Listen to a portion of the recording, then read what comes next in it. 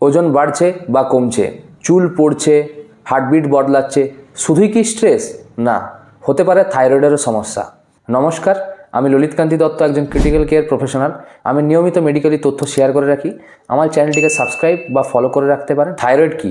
Thyroid হলো একটি গলার সামনে থাকা এন্ডোক্রাইন গ্রন্থি, যেটি T3 এবং T4 তৈরি করতে সাহায্য করে।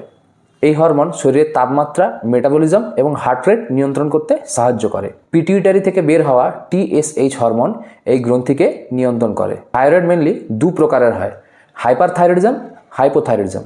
হাইপারথাইরয়েডিজম যখন হরমোন বেশি তৈরি হয়, হাইপোথাইরয়েডিজম যখন হরমোন কম তৈরি হয়। হাইপারথাইরয়েডিজমে, হাইপারথাইরয়েডিজম বলতে যেখানে হরমোন বেশি তৈরি হবে, সেখানে আপনি লক্ষণ কী কী দেখবেন? ওজন অকারণে কমে যাবে, উদ্বেগ বেশি তৈরি হবে, ঘুম কম হবে, হাত পা কাঁপবে, ঘন ঘন ঘাম দেবে, হিট টলারেন্স হবে, একদমই গরম সহ্য করতে পারবেন না, অ্যাংজাইটি, লুজ মোশন, মেয়েদের ক্ষেত্রে পিরিয়ডসের ইররেগুলারিটি। হাইপোথাইরয়েডিজম যেখানে হরমোন কম তৈরি হবে, এখানে খুব তাড়াতাড়ি ওজন বৃদ্ধি হতে পারে, কোষ্ঠকাঠিন্যর সমস্যা হবে, ত্বক শুষ্ক হয়ে যাবে, চুল পড়বে, ঘন ঘন ঠান্ডা লাগা, হার্টবিট ধীর হয়ে যাওয়া, মুখ ফুলে যাওয়া, ক্লান্তির একটা অনুভব হবে, মেমোরি লস, ডিপ্রেশন, ইনফার্টিলিটি ইত্যাদি লক্ষণ আপনি দেখতে পারেন। সিমটমস থাকলে কি করবেন?